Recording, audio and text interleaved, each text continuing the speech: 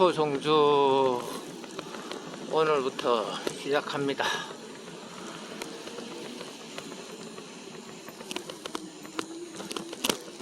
도봉구 창동 우리 집에서부터 출발해서 양평역까지 전철로 이동했다가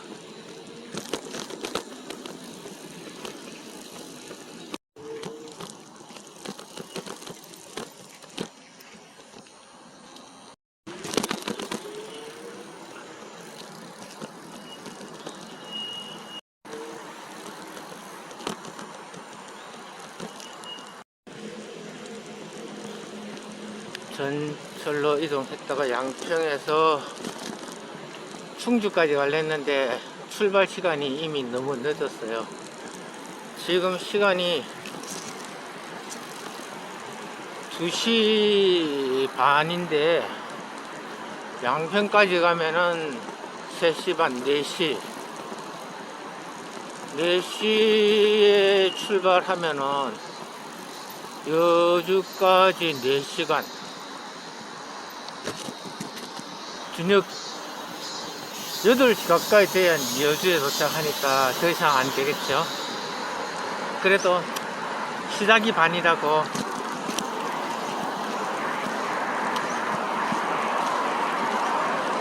시작을 민기적 하다가 오늘 뭐 오전엔 계속 비가 왔고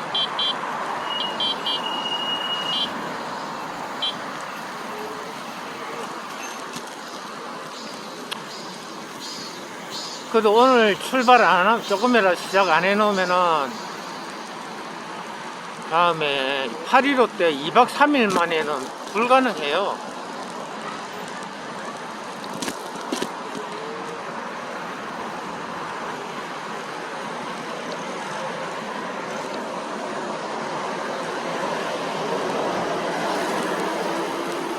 삼 박 4일은 돼야 되는데 2박 3일 만에 가려면은 오늘 최대한 할 수 있는 만큼 해놔야 돼.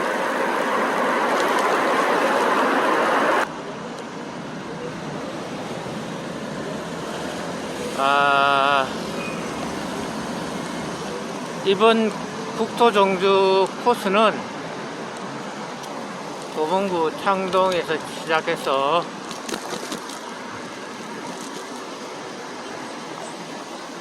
문경, 세제, 이하령을 넘어서 양산, 문포님, 문 전 대통령님 사저 근처까지 목표로 잡았습니다. 왜냐면은 거기서 여러가지 좀 안 좋은 언짢은 일들 겪고 계시니까 국민의 관심을 모으자는 차원에서 8.15 때 연후에 완성하기로 계획했습니다. 아무튼 이 작은 영혼이 하늘에 상달될 수 있으면 감사하겠습니다. 아니 꼭 그렇게 돼야 되겠습니다.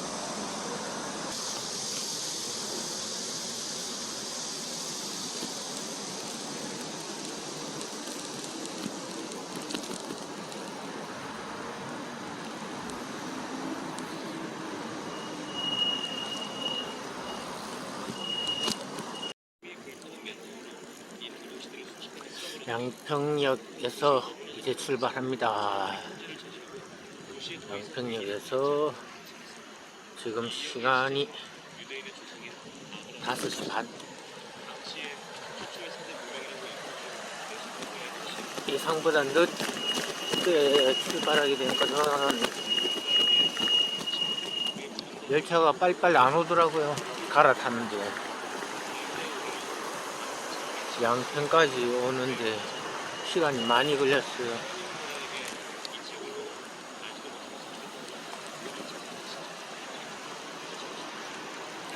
그러니까 여행은 빠듯하게 시간 맞춰가 하면은 항상 어긋나요. 늘 생활하던 그런 잘 짜여져 있는 도시에서와 달리 사람들이 많이 이용하지 않는 곳은 시간이 좀 더 딜레이 시간이 기니까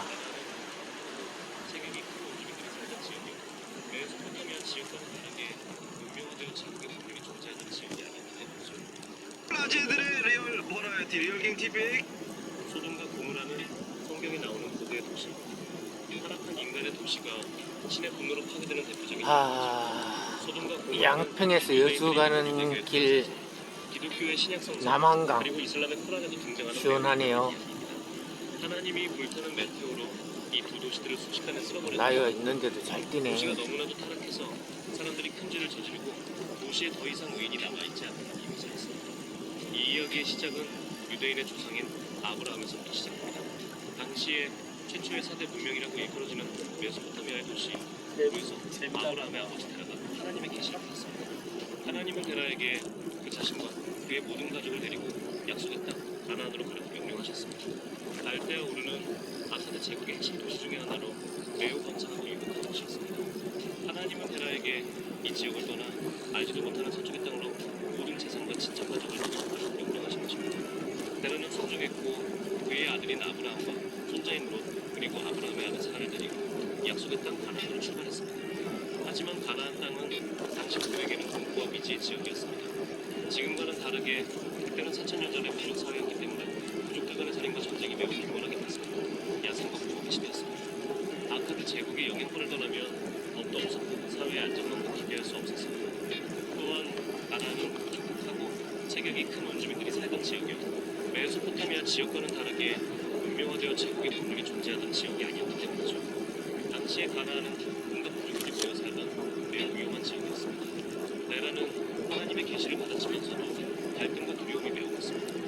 우리를 떠나 결국 제국의 국경에 하나까지 왔지만 끝내 가나안으로 들어가지 못했습니다. 당시 하나는 제국의 국경이자 무역의 중심지였기 때문에 테라의 가족은 이 지역에서 오랫동안 머물렀고 하란을 떠나 국경을 넘어 조금만 더 서쪽으로 향하면 온갖 위험이 도사리는 지역이었기 때문이죠. 결국 긴 시간이 지나 테라는 하란에서 나이가 들어 죽어버렸던 거죠. 테라가 죽자 하나님은 아브라함에게 다시 한 번 더 말씀하셨습니다. 너는 너의 고향과 친척의 땅을 떠나 내가 지시한 곳으로 가라. 내가 너를 축복하겠고 많은 민족들의 조상이 되게 하겠으며 너를 축복하는 자를 내가 축복하고 너를 저주하는 자를 내가 저주하겠다. 온 땅의 모든 민족들이 너를 통해 큰 복을 받을 것이다. 하나님은 아브라함에게 용기를 불어 뜨거운 여름을 보내고 있습니다. 그런데 한반도가 대피처로 급부상하면서 한반도의 5개 지역들이 거론되고 있습니다. 국토전략TV 이러한 상황에서 나사가 세계 폭염 지도를 공개했습니다. 그런데 유럽이 심상치 않습니다. 한반도보다 고위도에 위치해서 북극과 가까워 원래 유럽 대륙은 여름철에도 날씨가 선선해서 에어컨을 따로 틀지 않아도 생활이 가능한 수준이었으나 아프리카 대륙의 기온이 크게 올라가고 북극 기온이 크게 높아지면서 영국 등 북유럽 지역에서도 역사상 보기 드문 폭염이 발생한 것입니다. 특히 이 지역은 에어컨을 갖추어 놓고 있지 못한 북유럽권 국가들이 한바탕 소동이 빚어지고 있습니다. 그뿐 아니라 스페인, 서아프리카, 아라비아, 북인도, 동중국 일대는 완전 사막화 진행이 우려될 정도로 새빨간 검붉은 색으로 변해 풀조차 자라기 어려운 사막처럼 변모되고 있고 스페인과 남프랑스에서도 사하라와 같은 사막지대가 되어가고 있는 상황입니다. 이러한 상황에서 비교적 안전한 국가로 한반도가 거론되면서 한반도의 어느 지역이 사막화와 폭염의 위기로부터 안전한지 살펴봅니다. 5위부터 살펴봅니다. 5위 한반도 동남아 벨트. 현재 금발의 푸른 눈을 한 외국인 청년들은 태평양의 골든코스트나 호주의 아웃백, 하와이의 와이키키와 같은 서핑의 명소를 찾는 게 아니라 이제 동해안을 찾고 있습니다. 바로 양양해변입니다. 동안만은 현재 외국인 서퍼들로부터 칭송받는 서핑 관광 명소이자 오랜 기간 체류하기 좋은 기후 환경을 갖춘 명소로 급부상 중입니다. 한국어로는 동안만, 북한말로는 동조선만이라는 동해안에 위치한 바다 일부는 마치 유럽의 지중해와 같은 한반도에서 가장 기후 환경이 우수한 곳으로 손꼽힙니다. 한반도의 속초부터 북한의 신포시까지는 기후 환경의 황금벨트로 거론됩니다. 강릉, 양양, 속초, 고성, 금강산, 원산, 함흥, 신포시 일대는 일제시대 때에도 유럽 사람들이 즐겨 찾던 세계적인 휴양지였습니다. 특히 히틀러의 나치 당수계들이 금강산을 즐겨 찾았던 것이 신문에까지 남아있어 안타까움을 준 바 있습니다. 그뿐 아니라 과거 1920년대 초 소비에트 혁명이 동유럽과 러시아의 피바람을 몰고 오자 동유럽에 살던 자유러시아인들이 시베리아 횡단 열차루트를 따라서 한반도의 동해안 도시들에 영구 정착해 한국인들의 흡수동화됐던 적이 있어 한국인들 중에 간혹 백인종의 얼굴을 한 사람들이 있는데 바로 이 사람들 중에는 1920년대부터 강원도에 정착한 동유럽계 유럽인들의 후손들로 추정되고 있습니다. 아마 이 지역은 한반도에서 사람이 가장 살기 좋은 기후 환경을 가지고 있다고 봐도 무방할 정도입니다.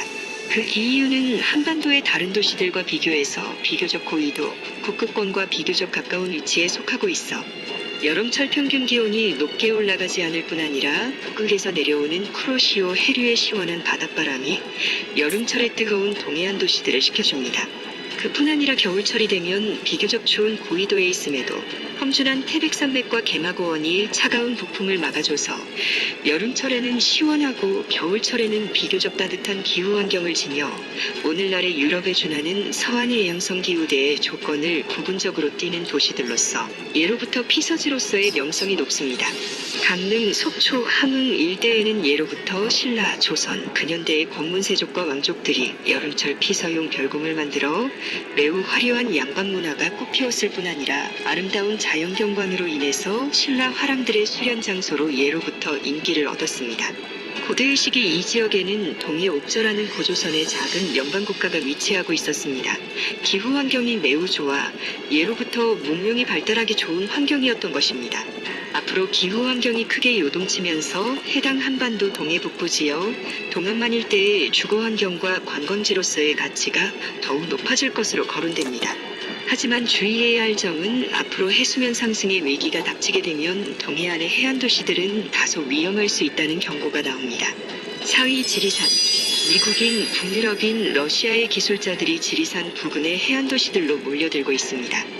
유럽이 러시아의 가스 송유관을 끊기로 결정하면서 한국으로 선박발주 수요가 급증하기 시작하면서 북유럽, 미국의 선박기술 엔지니어뿐 아니라 인근 고흥나로도 우주센터의 영향으로 러시아계 기술자들도 해당 부근에 많이 정착했습니다. 대한민국에서 가장 높은 산은 북한 지역과 제주도를 제외하면 지리산이 가장 해발고도가 높습니다. 산의 면적도 어마어마하게 넓어 호남과 영남을 가르는 기준점이 되기도 하지만 두 지역의 화합을 상징하는 산이기도 합니다.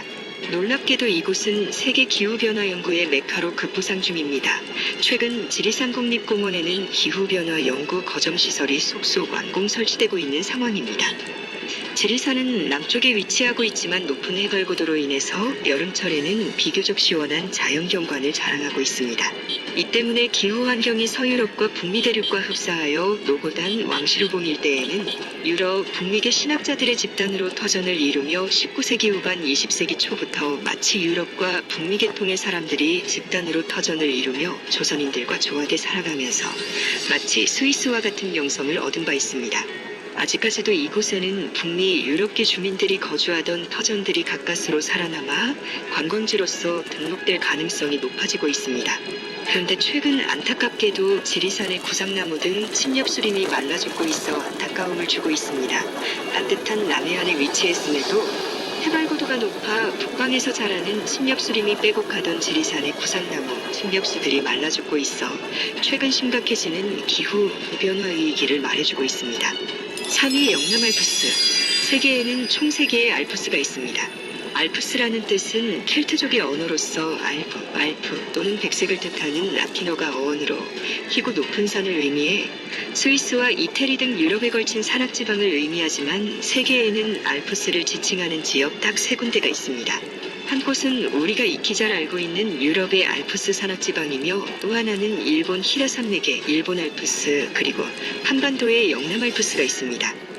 산맥이 연달아 걸쳐 있어 산세가 아름답고 사람이 살기 좋은 지역을 의미하는데 유럽 중부, 일본 온슈, 그리고 영남 알프스가 꼽혀 세계 지리학자들로부터 이름이 명명된 것입니다.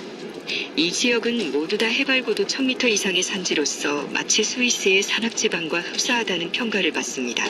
놀랍게도 이 지역에서 출토되는 고대 인골들은 스위스 산악지방 부근의 앵글로색슨족의 영국인, 그리고 인근 가덕도에서는 독일인의 고대 유골들이 발굴되면서 이 지역이 오늘날 스위스 알프스 산악지대 부근의 백인 종계통이 살던 지역으로 거론돼 고대 스키타이 훈족의 이동 루트를 따라서 신라가야, 그리고 고대 유럽의 북방 색슨족들과 혈통적 유대 관계가 있음이 속속 밝혀져 흥미를 끌고 있습니다.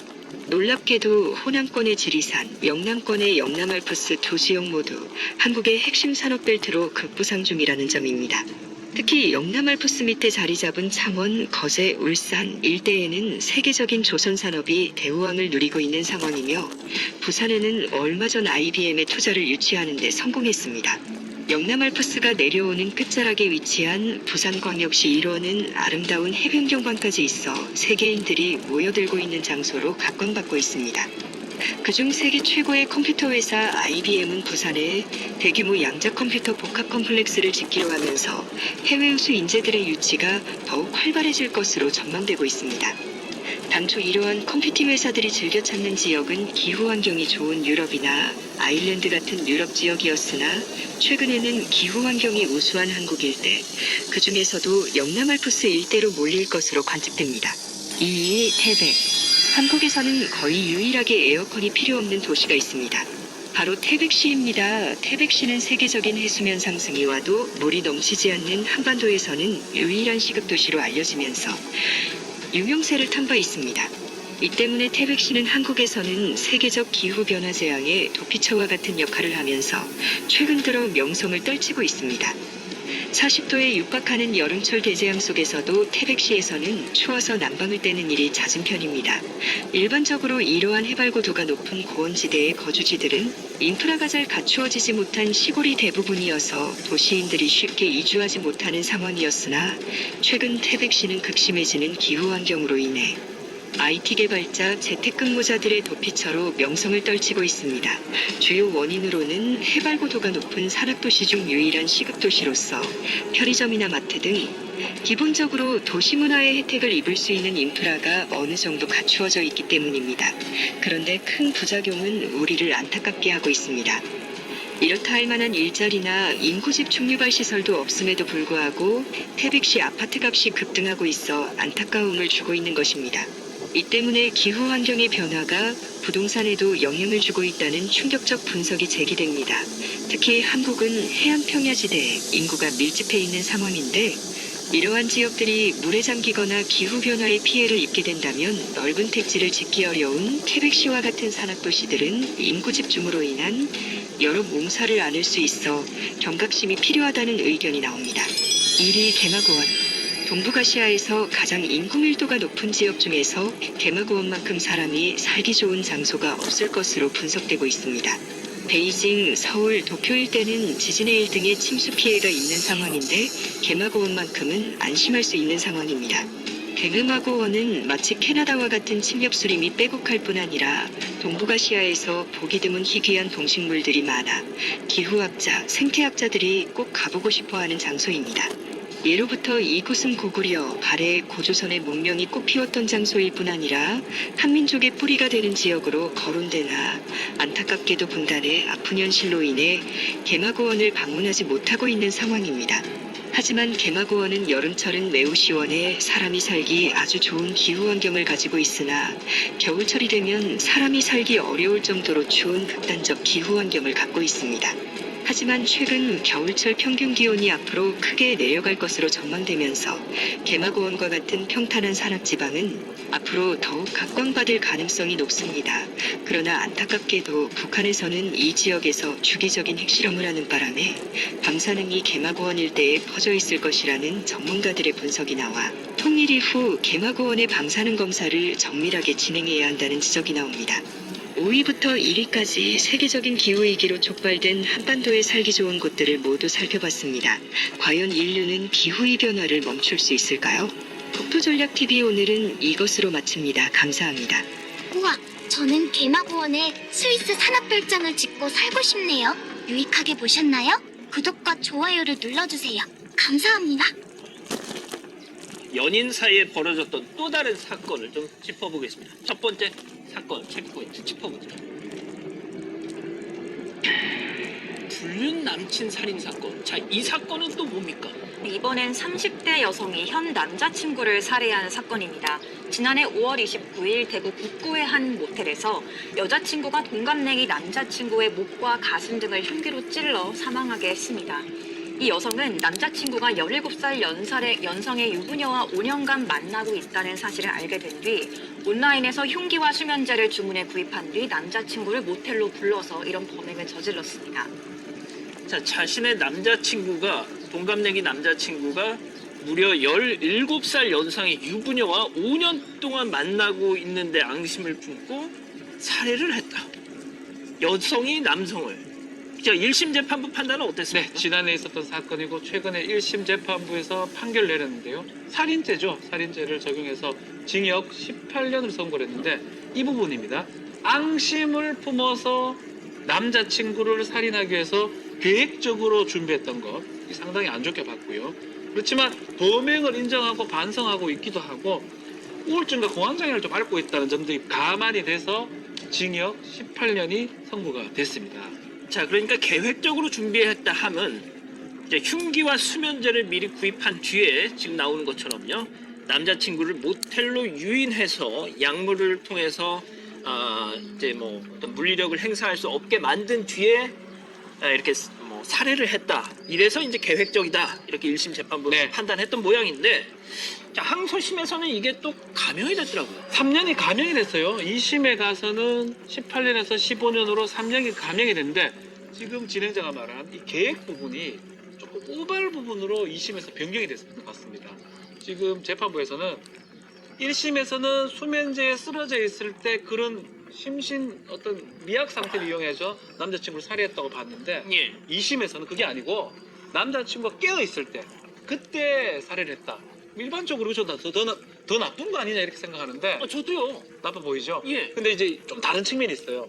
1심은 정말 계획적으로 수면제하고 도구를 준비해서 죽였을 것이다 라고 하면 2심은 좀 달라요. 우발적으로 깨어서 대화하는 과정에서 살해를 했기 때문에 범행이 계획 범행이 아닌 우발 범행에 가깝다고 봐서 그래서 3년이 감형이 됐고요. 그래서 15년이 선고가 됐습니다. 아니 지금 저는 박 변호사님 말씀하신 것처럼 네. 수면제에 취해서 잠든 사람을 살해한 것, 수면제에 취했다가 샤워를 하고 정신을 차린 사람을 죽인 것, 독하기로는 오히려 후자가 더 독한 것 같은데. 자, 그런데 오히려 그랬다고 해서 감형이 됐단 말이죠. 자, 팀장님, 우발적 범행이라고 판단한 그 정확한 좀 구체적인 이유가 뭐가 있어요? 박 변호사님 말씀하신 대로 1심에서는 사실은 그 흉기하고 수면제를 준비했기 때문에 계획적입니다. 그리고 남성이 잠자면 황급불능이기 때문에 들켰기 때문에 계획적으로 봤는데 2심에서는 어떻게 봤냐면 수면제를 먹였어요. 그 남자친구가 깨어난 거예요. 깨어나가지고 둘이 이제 말다툼을 한 거예요. 언쟁을 했는데 죽이려고 안 그랬고 너하고 불륜녀하고 그 내용을 사람들한테 퍼뜨려서 너한테 망신을 주겠다고 하니까 그것 때문에 싸움이 된 거예요. 그러니까 이제 남성이 뭐라고 욕을 하든지 했기 때문에 이 여성이 화가 나서 분노 때문에 배신감 때문에 흉기를 가지고 찔렀기 때문에 그럼 우발적 아니냐. 계획적인 고의적인 살인이 아니고 우발적인 살인이기 때문에 형량이 줄어든 것이죠. 소장님, 도대체 남자친구가 무슨 얘기를 어떻게 했길래 이렇게 확 불을 당겼다는 거예요? 네, 남자친구가 만약에 나의 불륜 사실을 세상에 알리면 총으로 쏴서 너를 죽이겠다라고 얘기를 했다는 거예요. 그 얘기를 듣고 나서 너무너무 배신감과 모욕감을 느꼈고 정신을 차려보니 남자친구를 죽인 뒤였다라고 얘기를 했는데 이렇게 정신을 잃고 사람을 죽일 수가 있나.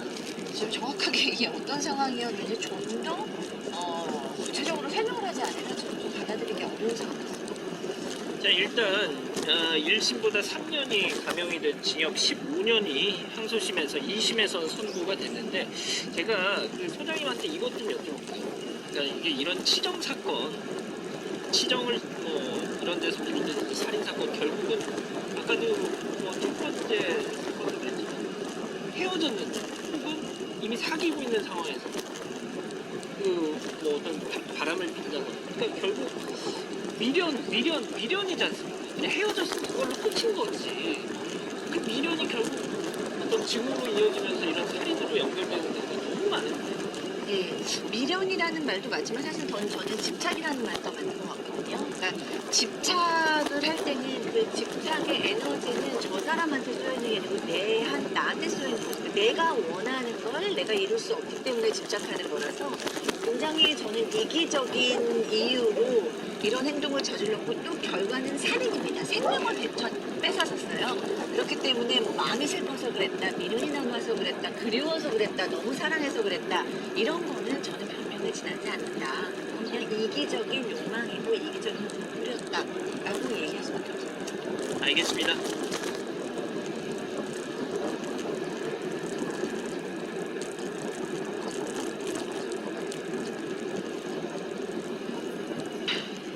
급발진대 운전 미숙입니다. 자, 오늘은 저희가 이 차량 급발진 의심 사례들을 모아봤는데요. 영상 함께 보시죠. 자, 일단 잘 달립니다. 자, 그런데 차선을 바꾸면서부터 속도 이거 빨리 돌린 거 아니에요. 일단 한번 부딪혔고요. 자, 다시 한번 차선을 바꿔서 피해 갑니다. 아직까지 차가 별로 없어요. 그래서 근데 또 차선을 바꿉니다. 아이고 또 이제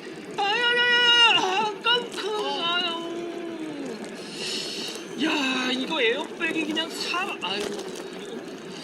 자, 이 차량이 무려 시속 190km로 아까 순간 속도가 확 나가지고 갔다고 하는데 저도 어지간하면 급발진이라고 하는 그런 영상들 대부분 운전 미숙으로 판단이 되는데 이거는 충분히 자, 또 다른 급발진 영상 의심 사례 영상 준비했습니다. 보여주시죠. 자, 지하차도에서 나옵니다. 지금까지 문제 없어요. 자, 그런데 차선 바꾸고 속도가 하고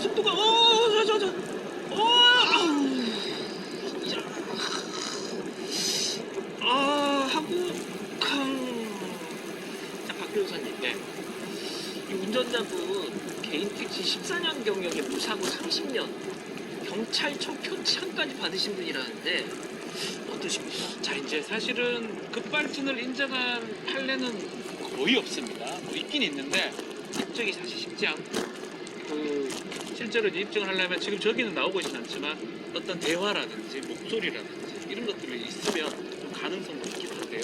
이 택시 기사를 이분이 무사고라 42년 했고요. 30년간의 경찰 표창을 받았다고 합니다. 무사고.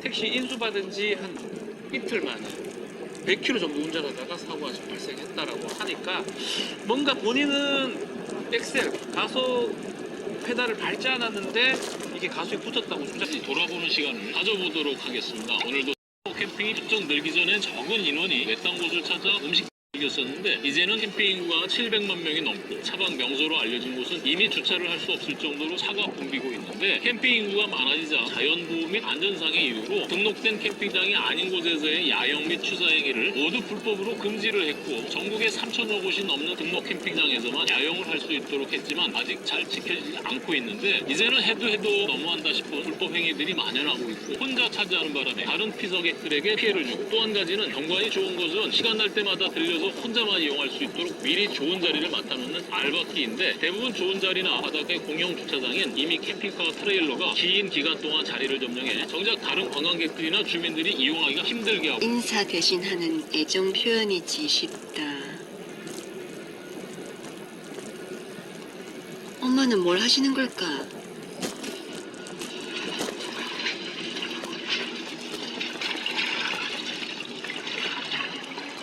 더러워진 허리끈을 손빨래 해주신다. 딸내미 것은 다 소중하지 싶다.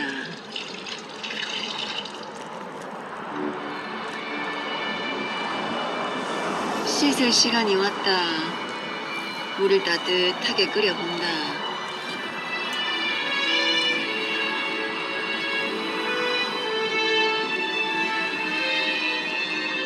고무줄이 끊어졌다.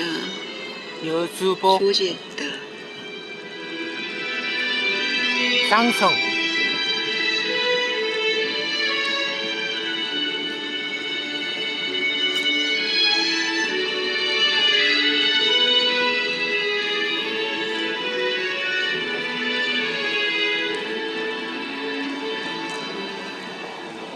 먼지 묻은 얼굴을 클렌징 워터로 닦아내본다.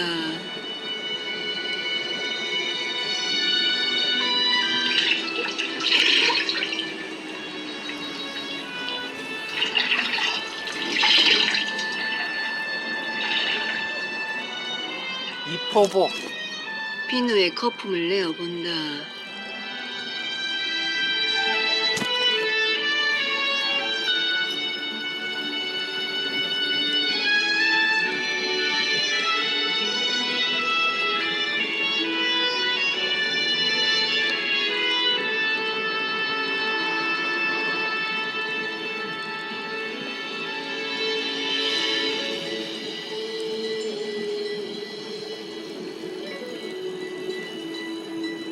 그런데 앞이 보이지 않는다. 나 물 한 번만 틀어줘. 그래. 엄마가 바가지로 물을 퍼준다. 어디 있어? 가면서 봐. 자, 그거 내려놔. 자, 빨리 써라. 어디 거? 어디 안 보이는데? 아.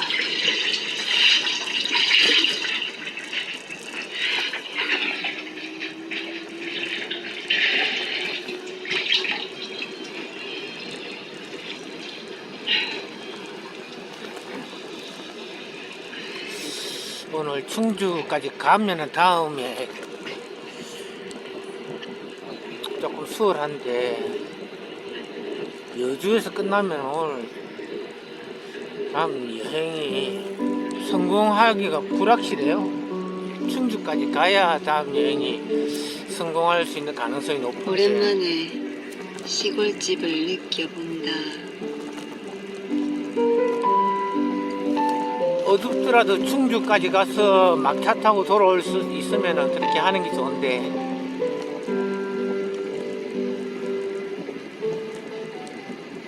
일단 여주까지 갔다가 결정해보지. 밥을 한다. 오늘 메뉴는 된장찌개다.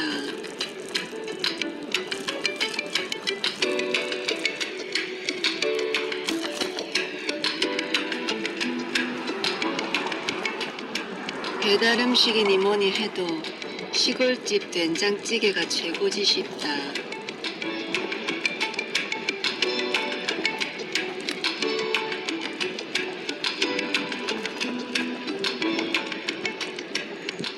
메르치 볶음도 있다.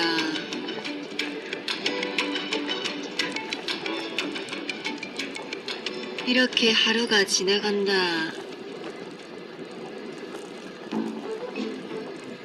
다음 시간에는 실버 버튼 언박싱을 해보겠다. 자, 아빠, 엄마, 누나, 동생 딱 단란한 가족이네.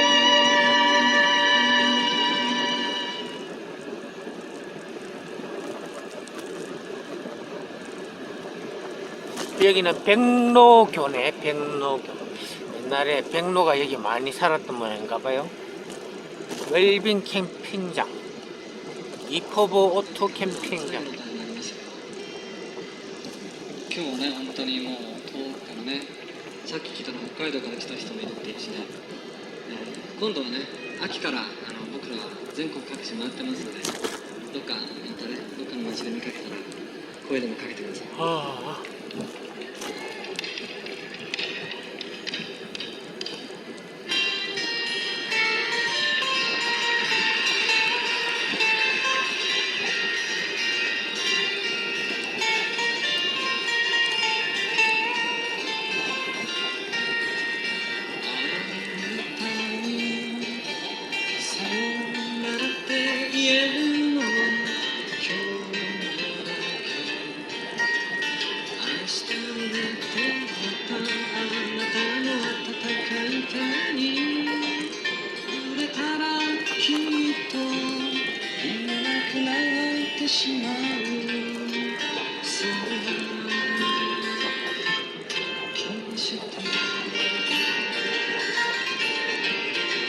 私は鏡に映ったあなたの姿を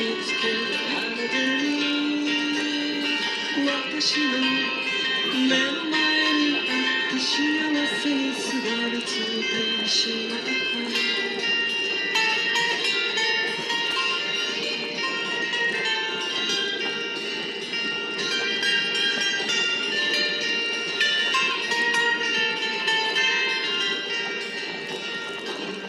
私の誕生日に20本も寄せてくれた。一つ一つがみんな君の人生だねって言って17本目からは一緒に火をつけたのが昨日ことのよう。今はただ5年の月日が長すぎた春と言えるだけです。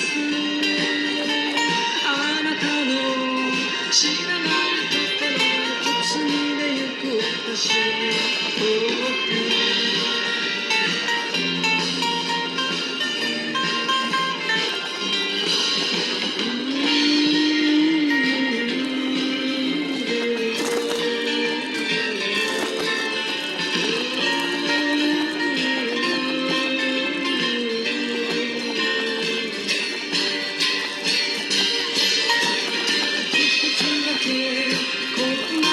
私のわがまま聞いてくれるならあなたはあなたのままで変わらずにいてください。そのままで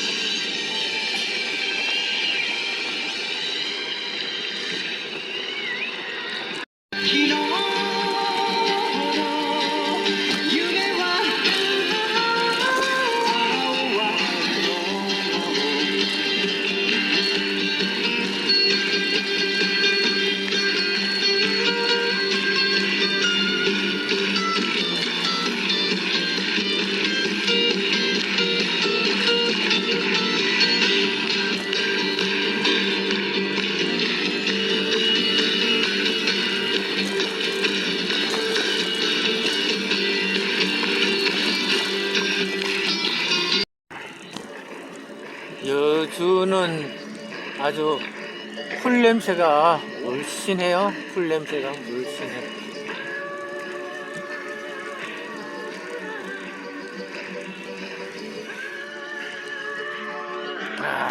미안하지만 호박잎을 조금 따가자.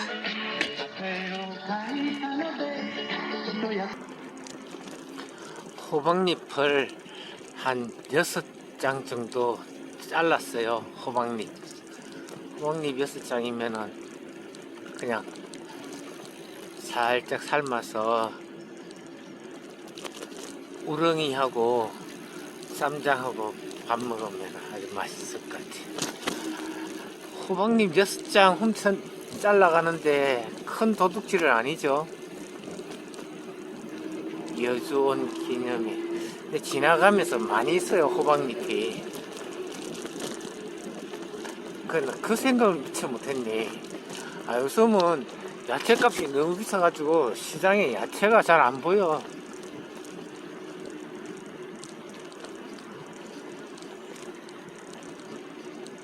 이렇게 라이딩 오면서 들판에 널려있는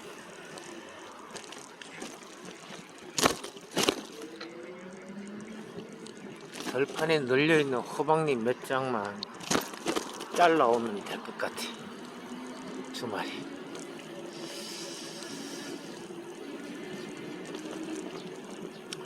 외국 사람들은 호박잎을 먹는다는 걸 상상도 못하죠. 우리나라 사람들은 뭐 못 먹는 게 없어요. 무슨 독이 있어도 그걸 또 독을 또 해독을 시켜가지고 또 먹기도 하고, 고사리도 독 소가 있는데 그걸 또 해독시키는 법을 알아가지고 먹고, 콩잎 먹는 나라도 우리나라뿐이고 깻잎 먹는 것도 우리나라뿐이고.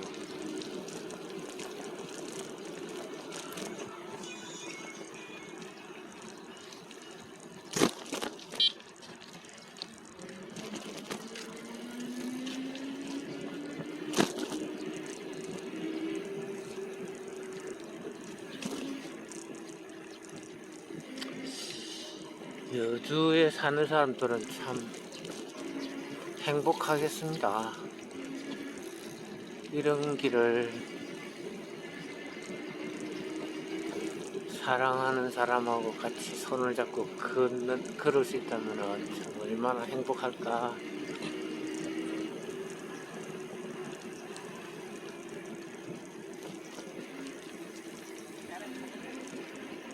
가요.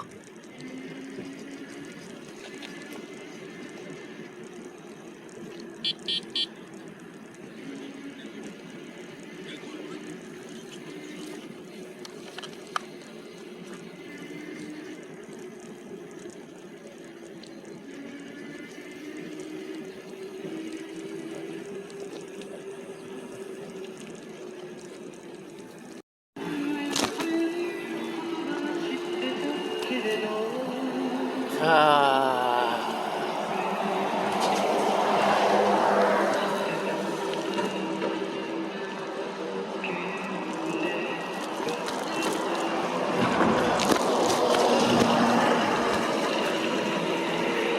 여주역이 다 왔네요.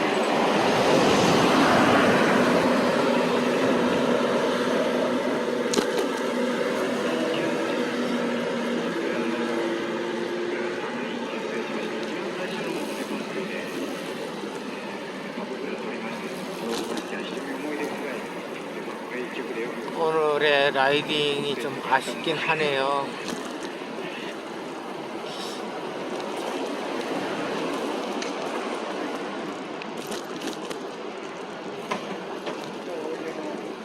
조금 짧아서 아쉽습니다.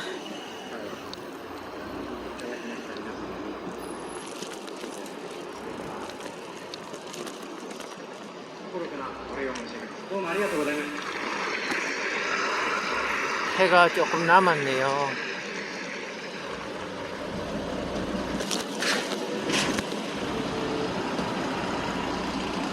여주역 군민정음이라고 하는 위대한 유산을 남겨주신 이수신 장군이 묻혀 계신 곳 여주.